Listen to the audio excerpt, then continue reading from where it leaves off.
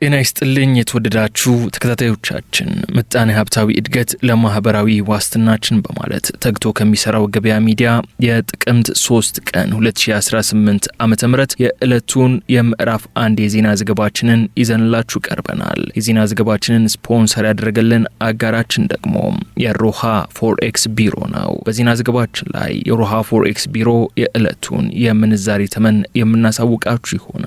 በዜናዎቻችን ላይ የተመረጡ ምጣኔ ሀብታዊ ማህበራዊና ሌሎች ወቅታዊና አዳዲስ ጉዳዮችን አካተናል። እንድትከታተሉን ጋብዛችኋለን። በቅድሚያም አርዕስቶችን አረጋውያን አመቱን ሙሉ ያለ ክፍያ እንዲታከሙ የሚያደርግ አዲስ የመድን ፈንድ ስራ መጀመሩን ተገልጿል። ከዚህ ጋር ተያይዞ ከሴቶችና ማህበራዊ ጉዳይ ሚኒስቴር ጋር ያደረግነውን ቆይታ የምትሰሙት ይሆናል። ለአመራሮች የአዲሱ ደሞዝ ስኬል ይፋ ተደርጓል። ሙሉ መረጃውን የምናደርሳችሁ ይሆናል። ግብጽ ግድቡ ከተመረቀ በኋላ በድጋሚ ኢትዮጵያን ማስጠንቀቋ ተገልጿል። አብራችሁን ስትቆዩ በዝርዝር የምንነግራችሁ ይሆናል። የበጎ አድራጎት ተቋም ተብለው የተመደቡ ትምህርት ቤቶች ላይ ከፍተኛ የግብር ምርመራ መጀመሩ ተገልጿል። ከመረጃዎቻችን መካከል ይዘነዋል። እነዚህና ሌሎች ዘገባዎችን እያደረስናችሁ አብረን እንቆያለን። አብራችሁ እንድትቆዩ ደግሞ ከወዲሁ እየጋበዝን ወደ ዝርዝር ጉዳዮች እናምራ።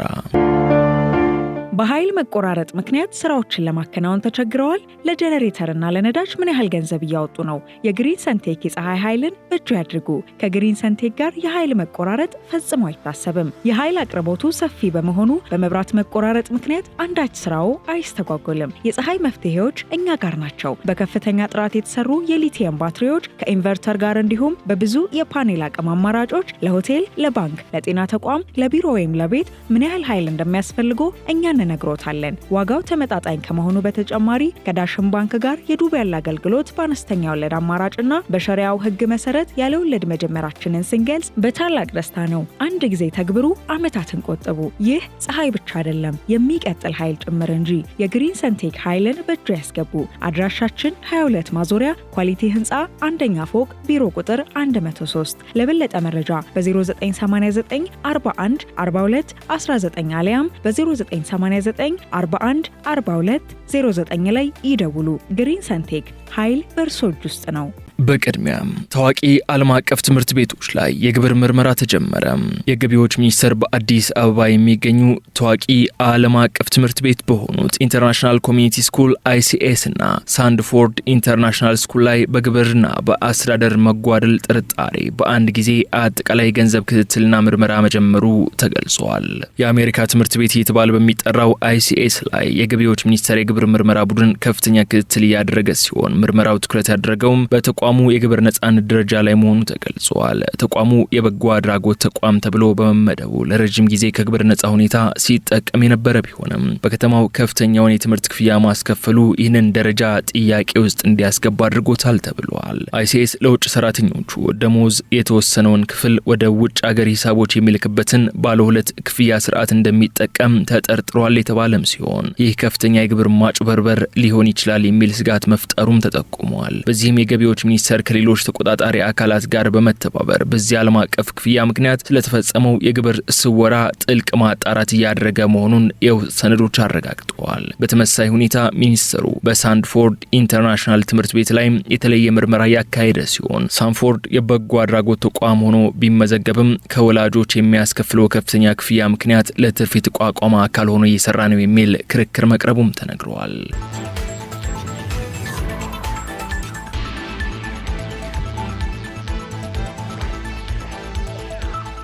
አዲሱ የዲጂታል አሰራር በከፊል በሰበር ችሎት መጀመሩ ተገለጸ። የተገልጋይን እንግልት ለመቀነስ የመዝገብ መጥፋትና ብልሹ አሰራሮችን ለማስቀረት ታስቦ የተዘጋጀው የዲጂታል አሰራር ከመስከረም 23 ቀን 2018 ዓ.ም ጀምሮ በሰበር ችሎት በከፊል መጀመሩን የፌዴራል ጠቅላይ ፍርድ ቤት አስታውቋል። አዲሱ የቴክኖሎጂ አሰራር ሙሉ ለሙሉ ወደ ተግባራ ሲገባ ባለጉዳዮች ባሉበት የችሎት አገልግሎት የሚያገኙበት በመሆኑ የተገልጋይን እንግልት ይቀንሳል ሲሉም የፌዴራል የፌዴራል ጠቅላይ ፍርድ ቤት ምክትል ፕሬዝዳንት ዳኛ አበበ ሰለሞን ተናግረዋል። አዲሱ የቴክኖሎጂ አሰራርን በፍርድ ቤቶች ላይ ሙሉ በሙሉ ተግባራዊ ለማድረግ ለአቃቤ ሕግ ቢሮ፣ ለጠበቆች፣ ለአዲስ አበባ ፖሊስ፣ ለማረሚያ ቤቶች፣ ለተቋማት ባለሙያዎችና አጠቃላይ ባለድርሻ አካላት የግንዛቤ ማስጨበጫ መስጠቱንም አስታውቀዋል። በተያያዘ ከነሐሴ 1 ቀን 2017 ዓ.ም ጀምሮ በከፊል ዝግ ሆነው የቆዩት የፌዴራል ፍርድ ቤቶች ከዛሬ ሰኞ ጥቅምት 3 ቀን 2018 ዓ.ም ጀምሮ መደበኛ አገልግሎት መስጠት እንደሚጀምሩ ምክትል ፕሬዝዳንቱ ገልጸዋል። በአዲስ አበባ 4 ኪሎ ባለው የኢትዮ ፖስታ ህንጻ ላይ አገልግሎት እየሰጠ የቆየው የፌዴራል ጠቅላይ ፍርድ ቤት የፍትሐብሔር ይግባኝ ችሎት ከዛሬ ጥቅምት 3 ቀን 2018 ጀምሮ 4 ኪሎ ከአብርሆት ላይብረሪ ወደ ፒያሳ መሄጃ 100 ሜትር ወረድ ብሎ ፍርድ ቤቱ እያስገነባ ወደሚገኘው አዲሱ ህንጻ ተዛውሮ አገልግሎት መስጠት መጀመሩም ተገልጿል።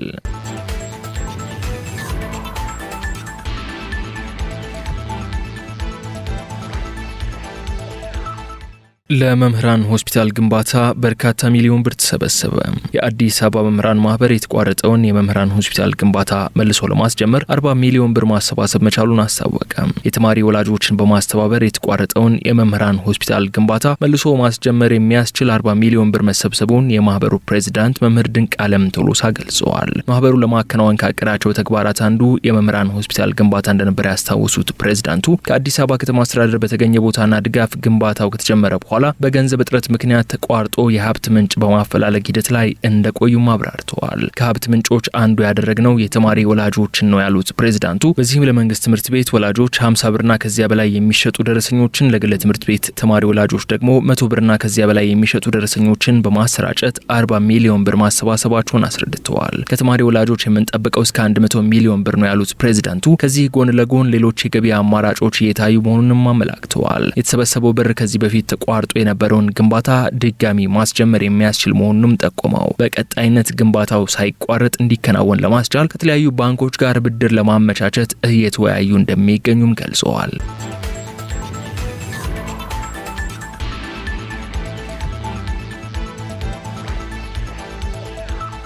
አብራችሁን ስላላችሁ እጅግ አድርገን እናመሰግናለን። የተከበራችሁ ተከታታዮቻችን፣ አሁን ደግሞ በስፋት ለመመልከት ወደ መረጥነው ጉዳይ እናመራለን። አረጋውያን ጡረተኞች ዓመቱን ሙሉ ያለ ክፍያ እንዲታከሙ የሚያደርግ አዲስ የመድን ፈንድ አሰራር ስራ ጀመረ።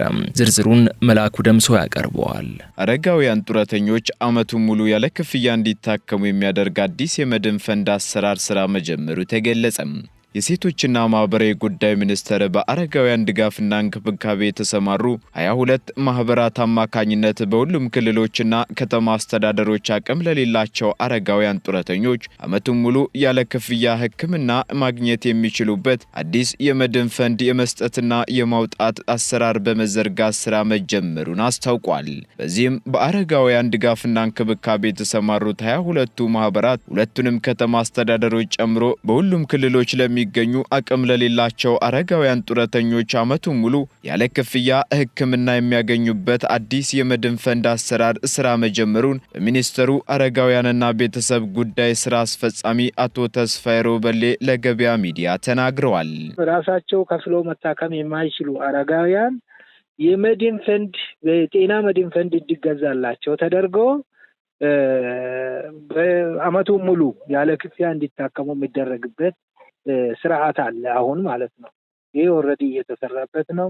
ይሄንን የሚገዙላቸው በአረጋውያን ድጋፍና እንክብካቤ የተሰማሩ ተቋማት አሉ። ይሄንን ይገዙላቸዋል እና እነዚህ አሁን ጥምረት ፈጥሮ አብሮ በህብረት እየሰሩ ያሉ ወደ 22 የሚሆኑ በድጋፍና እንክብካቤ የተሰማሩ ማህበራት በዚህ ስራ እየሰሩ ነው ያሉት። ለነሱም እኛ ደግሞ የፋይናንስም ይሁን የአቅም ግንባታ ስልጠናዎችን እየሰጠናቸው በዚህ መልኩም ድጋፍ የሚደረግላቸው አሉ። ሌላ ምንም ደግሞ በአልጋ ቁራኛ የሆኑ ደጋፊ ጧሪ ቀባሪ የሌላቸውም ቤት ለቤት ድጋፍ እንዲደረግላቸው በቤተሰቦቻቸው ላይ ያሉ ድጋፍ የሚደረግበት ሁኔታ አለ።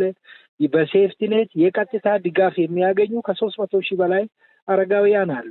በተጨማሪም የማህበራዊ ጥበቃ አገልግሎቶችንም በየደረጃው ተግባራዊ በማድረግ አረጋውያንን ለመደገፍና ገቢ ማስገኛ የሆኑ ማዕከላትን በየወረዳው ማቋቋም የሚያስችል ንቅናቄ መጀመሩንም አክለዋል።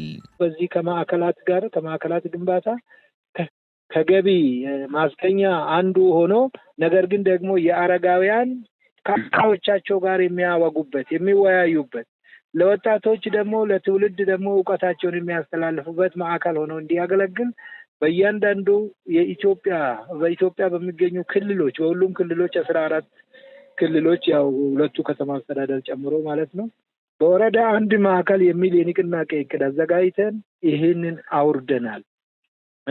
ምክንያቱም አረጋውያን ርቀት ሳይሄዱ ከቤታቸው ጡረታ ወጥቶ የሚተኙበት ሳይሆን እዛ ሄደው ከአቻዎቻቸው ጋር የሚጫወቱበት የሚዝናኑበት እንደገና ደግሞ ዕውቀታቸው ተከራይቶ መስራት ማይችሉ ሊኖሩ ይችላሉ። ለምሳሌ ሳይኮሎጂስት ሊሆኑ ይችላሉ፣ ሐኪሞች ሊሆኑ ይችላሉ፣ እንደገና ደግሞ መምህራን ሊሆኑ ይችላሉ። የሆነ የተለያየ የስልጠና የማሰልጠን ክህሎት ያላቸው ማለት ነው።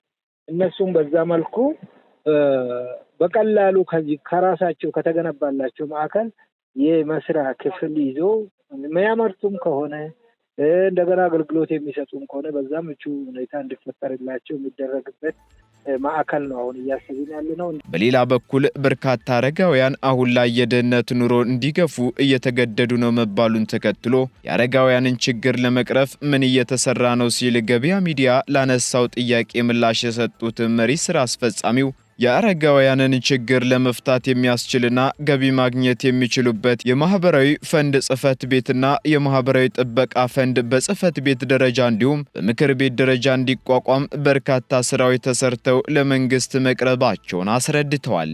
አሁን እንደ አጠቃላይ ምንድነው በእኛ ሚኒስትሪ እየተሰራ ያለው የማህበራዊ ፈንድ ጽህፈት ቤትና አጠቃላይ ደግሞ የማህበራዊ ጥበቃ ፈንድ በጽህፈት ቤት ደረጃም እንደገና በፈንድ አጠቃላይ በምክር ቤት ደረጃ እንዲቋቋም ኦልሬዲ እንደውም በጣም በርካታ ስራዎች እየተሰሩ ነው። አሁን ወደ ለመንግስትም ቀርቦ የተወሰነ ማስተካከያ ተደርጎ አሁን እየተሄደበት ነው።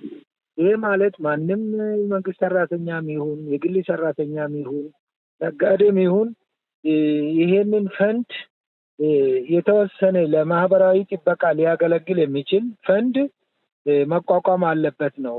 አንድ ሰው ምንም በራሱ አቅም የሌለው ነገር ግን በየወሩ ገቢ ያገኘ በዚህ ፈንድ ጽህፈት ቤት የገቢ ሊያገኝ የሚችል ማንኛውም ዜጋ ተጋላጭ የሆነ ችግር ያለበት በራሱ ገቢ ማመንጨት የማይችል በዚህ መልኩ እንዲኖር እየተሰራ ነው። በማህበራዊ ጥበቃ አንዱ እንደ ዓላማ ተይዞ እየተሄደ ያለው ይሄ ነው። ነገር ግን በኢትዮጵያ ያለው የአረጋውያን ቁጥር ከ6.4 ሚሊዮን በላይ ቢሆንም በመደበኛው የጡረታ አበል ስርዓት ውስጥ ተጠቃሚ የሆኑት ደግሞ 23 በመቶዎች አረጋውያን ብቻ መሆናቸው ተጠቁሟል።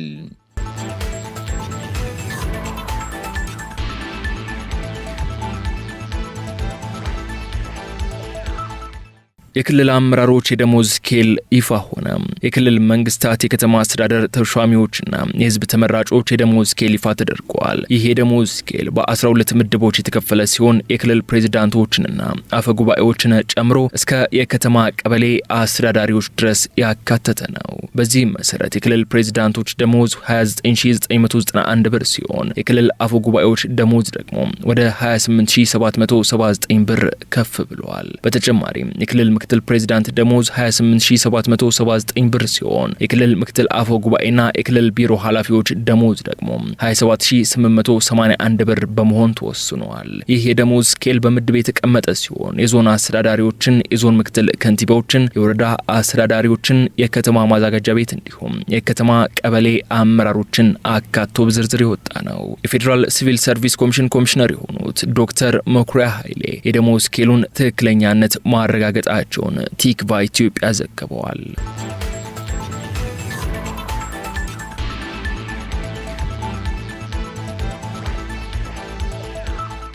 ግብጽ ግድቡ ከተመረቀ በኋላ በድጋሚ ኢትዮጵያን አስጠነቀቀች። አስጠነቀቀች። የግብጽ ፕሬዝዳንት አብዱልፈታህ አልሲሲ ብሔራዊ ጥቅማችንና የውሃ ደህንነታችንን ለማስጠበቅ አስፈላጊ የሆኑ እርምጃዎችን እንወስዳለን ሲሉም ተደምጠዋል። ኢትዮጵያ ታላቁ የህዳሴ ግድብን በማስተዳደር ላይ እየተከተለችው ባለው ኃላፊነት የጎደለው አካሄድ ላይ ሀገሬ እጇን አጣጥፋ አትመለከትም ያሉት ፕሬዝዳንቱ በተባበሩት መንግስታት ድርጅት ላይ መተማመናችን እንደ ድክመት መቆጠር የለበትም ብለዋል። ፕሬዝዳንቱ ባልተመጣጠነ የውሃ ፍሰት የታችኛው ተፋሰስ ሀገራት ላይ ጉዳት እየደረሰ ነው ያሉም ሲሆን ኢትዮጵያ አስቀድማ ሳታስታውቀን ሳትተባበር ወጥነት የሌለው ውሃ ትለቃለች ሲሉ መክሰሳቸውም ቲክቫ ኢትዮጵያ ዘግበዋል። ከሳምንታት በፊት በሱዳን ውስጥ ለደረሰ ጎርፍ ግብጽ ኢትዮጵያን ወንጅላ እንደነበር አይዘነጋም። ኢትዮጵያ ከዚህ ቀደም ግብጽ ላቀረበችው ውንጀላ ምላሽ ሰጥታ የነበረ ሲሆን በዚህም ግብጽ ያቀረበችው ክስ በሐሰት የተሞላና ተንኮል አዘል ነው ማለቷም ይታወሳል። ግብጽ ግድቡ እንዳይሰራና ኢትዮጵያ ድጋፍ እንዳታገኝ ዘመቻ ከማድረግ ባለፈም በሀገር ውስጥ ያለውን የፖለቲካ አለመረጋጋት በመጠቀም እንዲሁም ለምዕራባውያን ሰዎች ጉቦ ጭምር በመስጠት ስራው እንዲደናቀፍ ጥረት ስታደርግ መቆየቷም አይዘነጋም።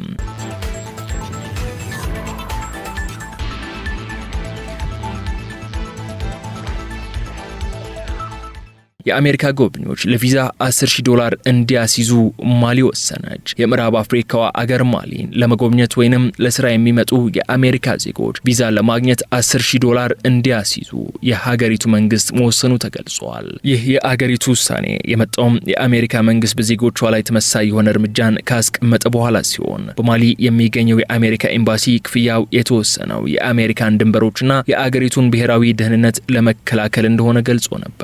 የማሊ ውጭ ጉዳይ ሚኒስተር እሁድ ዕለት የማስያዣ ገንዘቡ የተወሰነው በተናጠል መሆኑን አስታውቆ ለአሜሪካ ዜጎች ተመሳሳይ የሆነን የቪዛ ፕሮግራም እንዲኖር ያደርጋል ብለዋል። ባለፈው ዓመት ሐምሌ ወር ላይ ማሊን የጎበኙ የአሜሪካ ባለስልጣናት በጸረ ሽብር ትብብር፣ በኢኮኖሚ አጋርነት እንዲሁም የማሊን የወርቅና የሊቲየም ማዕድናት ክምችትን መጠቀም በተመለከተ ተወያይተው ነበር። በሌላ በኩል የቡርኪና ፋሶ ወታደራዊ መንግስት አሜሪካ ለዜጎቹ ቪዛ መስጠት በማቆሟ የተነሳ ወደ አገሪቱ የሚላኩ ስደተኞችን እንደማይቀበል ባለፈው ሳምንት አስታውቆ ነበር።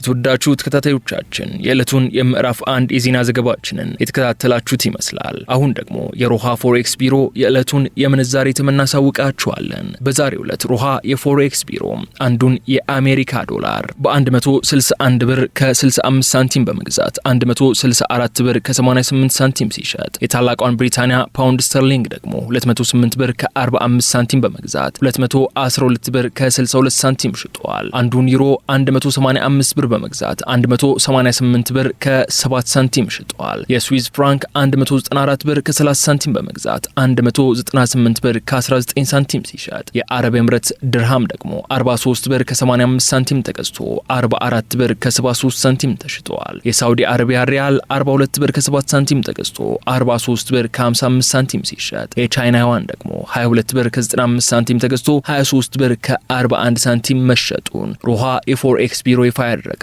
የዕለቱን የውጭ ምንዛሬ ተመን ያሳያል።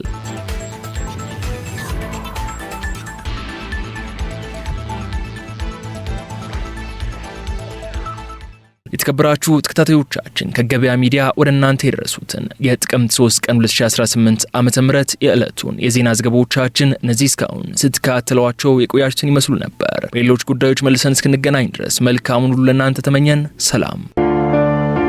በኃይል መቆራረጥ ምክንያት ስራዎችን ለማከናወን ተቸግረዋል? ለጄኔሬተርና ለነዳጅ ምን ያህል ገንዘብ እያወጡ ነው? የግሪን ሰንቴክ የፀሐይ ኃይልን በእጁ ያድርጉ። ከግሪን ሰንቴክ ጋር የኃይል መቆራረጥ ፈጽሞ አይታሰብም። የኃይል አቅርቦቱ ሰፊ በመሆኑ በመብራት መቆራረጥ ምክንያት አንዳች ስራው አይስተጓጎልም። የፀሐይ መፍትሄዎች እኛ ጋር ናቸው። በከፍተኛ ጥራት የተሰሩ የሊቲየም ባትሪዎች ከኢንቨርተር ጋር እንዲሁም በብዙ የፓኔል አቅም አማራጮች ለሆቴል፣ ለባንክ፣ ለጤና ተቋም፣ ለቢሮ ወይም ለቤት ምን ያህል ኃይል እንደሚያስፈልጎ እኛ እንነግሮታለን። ዋጋው ተመጣጣኝ ከመሆኑ በተጨማሪ ከዳሽን ባንክ ጋር የዱቤ ያለ አገልግሎት በአነስተኛ ወለድ አማራጭና በሸሪያው ሕግ መሰረት ያለ ወለድ መጀመራችንን ስንገልጽ በታላቅ ደስታ ነው። አንድ ጊዜ ተግብሩ፣ ዓመታትን ቆጥቡ። ይህ ፀሐይ ብቻ አይደለም፣ የሚቀጥል ኃይል ጭምር እንጂ። የግሪን ሰንቴክ ኃይልን በእጁ ያስገቡ። አድራሻችን 22 ማዞሪያ ኳሊቲ ህንፃ አንደኛ ፎቅ ቢሮ ቁጥር 103። ለበለጠ መረጃ በ0989 41 42 19 አሊያም በ0989 41 42 09 ላይ ይደውሉ። ግሪን ሰንቴክ ኃይል በእርሶ እጅ ውስጥ ነው።